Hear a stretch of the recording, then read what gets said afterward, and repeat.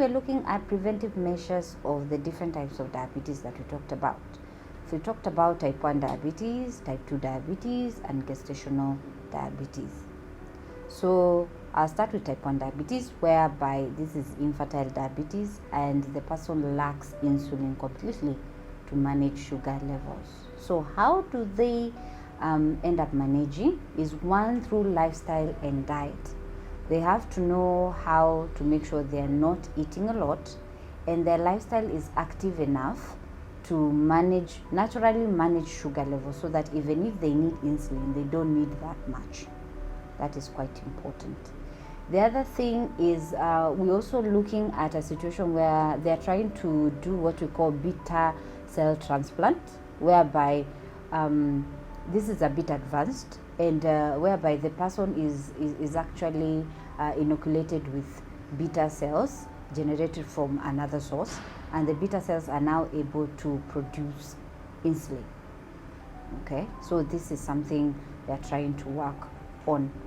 The other way to prevent this is monitoring of the sugar levels, and this is done for type 1 diabetes. The monitoring can be done after every meal. Why is this important? It helps them adjust their insulin levels depending on the activity they engaged in, or even the amount of food they had consumed, which is usually it changes over time. Being human, sometimes we eat more, sometimes we eat less. So with the constant monitoring of their blood sugar levels, they're able to make sure it's under control. Therefore, the insulin injected is sufficient to deal with the exact amount of sugar they find in their blood. That is for type 1 diabetes.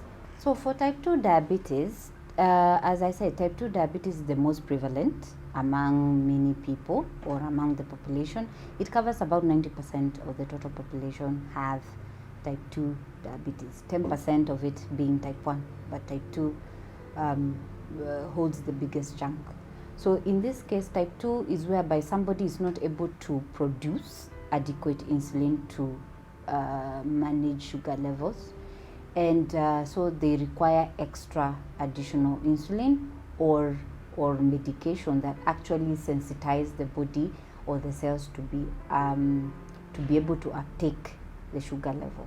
So that is what happens in type 2 diabetes management. So the first thing we do to prevent type 2 diabetes, one, we have the primary management, and that is adjusting your life. That is lifestyle management and dietary management, and that's where a person like me, I come in.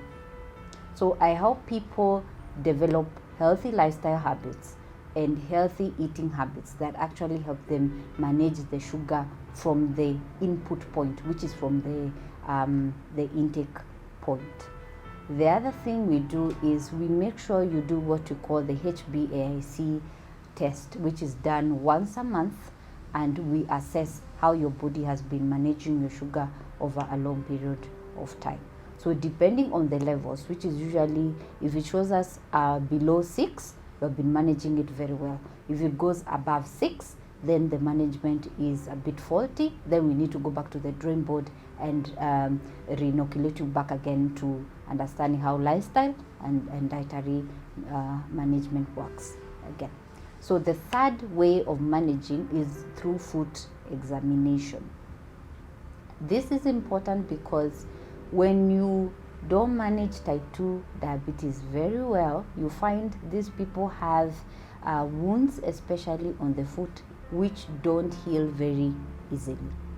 So when they go to the clinic, they check if the foot has any wounds, and they're also taught how to do foot care when it comes to diabetes. That is very, very important, because we have seen people who have had amputated limbs, and this is because the cells of the limbs are dead, and therefore they end up spreading towards the rest of the body, so posing another health risk. So they end up getting amputation. And as I explained earlier, when you have diabetes, wound healing becomes complicated because the bacteria thrives on the sugar. Therefore, it's easily to get the wounds being septic, and therefore they take longer to heal. That is on type 2 diabetes. So that is on lifestyle and diet, the HbA1c test and foot examination. So preventive measure of gestational diabetes is among the easiest, and as I said, for many women, they don't know they're about to get this, and because at this point their bodies, they cannot control majority of what is happening in their bodies because there's a growing fetus. So the growing fetus also controls the levels at which your sugar gets elevated.